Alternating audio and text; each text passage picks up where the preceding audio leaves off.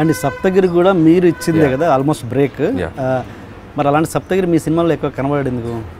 అది వాడు పాపం ఈ సినిమాకు ముందు కూడా ఫోన్ చేశాడు, అంటే కుదరలేదు. వాడేంటంటే ఫోన్ చేస్తాడు, ఫోన్ చేసి అరే అనిలు నాకు నువ్వు 1 సీను 2 సీన్లు అయితే నేను చేయను రా, అక్కడే ఆఫ్ నేను.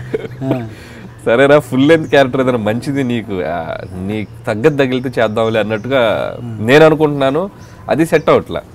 మేబీ వాడు అరే 1-2 సీన్లు అయినా పర్లేదు చేసేద్దాం అంటే ఏదన్నా మంచి ఎపిసోడ్లు 1-2-3 అన్నా తగిలేయేమో. సో తప్పు వాడి సైడ్ కూడా ఉంది. వాడు వెరీ క్లోజ్ ఫ్రెండ్, నాకు చాలా క్లోజ్ ఫ్రెండ్. అనుకున్న ఫ్రెండ్స్ చాలా అసిస్టెంట్ డైరెక్టర్గా ఉన్నప్పుడు. అదే కందిరిగా అనే సినిమాలో తను యాడికి పోయేదని ఒక ట్రాక్ చేశాడు. యాక్చువల్గా అది నా కోసం రాసుకున్న ఆ సీను. సో నేను కందిరిగా వాసు గారికి చెప్పి ఇది ఎక్స్టెన్షన్ అనమాట, సీన్ ఎక్స్టెన్షన్.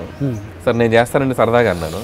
చేస్తే అప్పుడు సరే అనిల్ నువ్వే చేయి అన్నాడు. సడన్గా నేను నైట్ నిద్రపోయి ఆలోచిస్తుంటే మన ప్రొఫెషన్ ఇది కాదు, మనం ఏదో ఆర్టిస్ట్ అవుదామని లేదు, మనకెందుకు ఇది, పోనీ వాడికన్నా అప్కమింగ్కి ఇస్తే వాడికి హెల్ప్ అవుద్ది కదా అని చెప్పి నేను వాడికి ఫోన్ చేశాను సప్తగిరికి.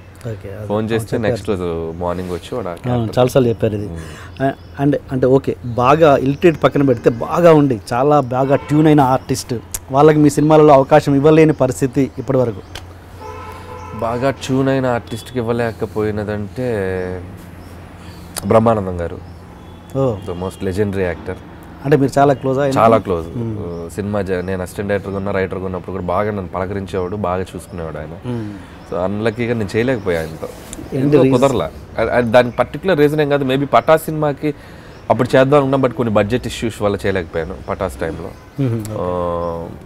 సుప్రీంకి ఛాన్స్ లేకుండా పోయింది, అసలు ఇది లేదు. సో రాజా ది గ్రేట్లో కూడా ఆయన చేయాల్సిన పర్టికులర్గా బ్రహ్మానందం గారు చేసేంత క్యారెక్టర్ అక్కడ నాకు దాంట్లో కనపడలేదు, స్క్రిప్ట్లో కూడా ఎక్కడ తగల. సో అందుకని కుదరలేదు, అదొకటి వెళ్తే నాకు ఉంది, ఆయనతో చేయలేకపోయాను. ఎందుకంటే కామెడీకి నేను కొంచెం స్ట్రాంగ్గా బిలీవ్ చేసి వెళ్తూ ఉంటాను. సో అలాంటిది కామెడీలో ఈజ్ కింగ్. సో ఆయనతో పని చేయలేకపోయానని ఒక ఫీలింగ్ ఉంది.